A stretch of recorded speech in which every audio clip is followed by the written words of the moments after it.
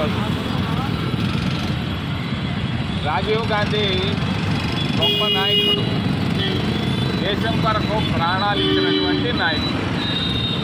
ఆయన బ్రతుకున్నప్పుడు ఆయన తీసుకున్నటువంటి నినాదం అందరికీ విద్య. ఆయన ఆంధ్రప్రదేశ్ రాష్ట్రంలో మారుమూల ప్రాంతాల్లో కూడా పాఠశాలను ప్రారంభించినటువంటి ఘనత రాజీవ్ గాంధీకి దక్కింది. రాష్ట్రంలో 35,000 పాఠశాలలు ఉన్నాయి. ఈ 35,000 పాఠశాలను కూటమి ప్రభుత్వం మూసేస్తా ఉంది. ఇది దుర్మార్గం, అన్యాయం, అక్రమం. దీన్ని మేము ఖండిస్తున్నాం కాంగ్రెస్ పార్టీ తరఫున. చంద్రబాబు నాయుడు పరిపాలన అంత గొప్పగా లేదు. ఆయన ఏదో బస్సుల్లో ఎక్కిస్తున్నాం, రాకెట్లో ఎక్కిస్తున్నాం అని రకరకాలుగా మాట్లాడుతున్నాడు చంద్రబాబు నాయుడు. ఆయన పరిపాలన అంత సరిగా లేదు. ఒక నియంతలాగా వెళుతున్నాడు ఆయన. ఈ పాఠశాలను మూసేయడం అనేది ఒక నియంత ఆలోచన. అంతేకాదు, ఎస్సీలు పాపం కుప్పం నుంచి ఇచ్చాపురం దాకా నడవాలనంటే, పాదయాత్ర చేయాలంటే ఆపినటువంటి ఘనత కూడా చంద్రబాబు నాయుడికి దక్కింది. దీన్ని నేను ఖండిస్తున్నా చంద్రబాబు నాయుడు. ఇది తప్పు, పొరపాటు. నువ్వు పాదయాత్ర చేసేటప్పుడు మాత్రం పర్మిషన్ తీసుకుంటావు, వేరే వాళ్ళు చేసేదానికి రూల్ కాదా?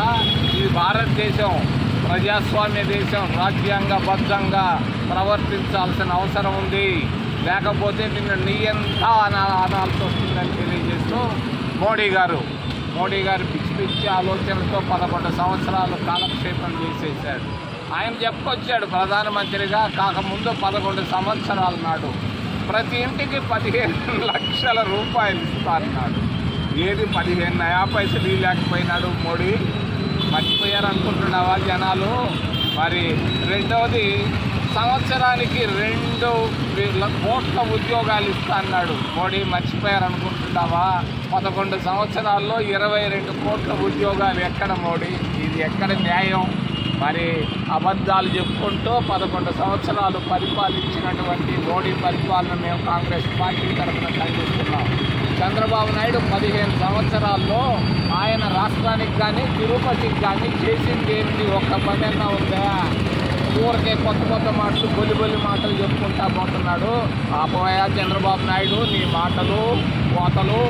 మరి జాగ్రత్తగా భూమిపైకి రా, ఆకాశంలో నుంచి భూమిపైకి రా. మరి తప్పులు చేయబాకు, నీ అంతా అనిపించుకోబాకని తెలియజేస్తూ ఏదైనా ప్రశ్నలు ఉంటే అడగడానికి మన చేతులెత్తి ప్రార్థిస్తాం.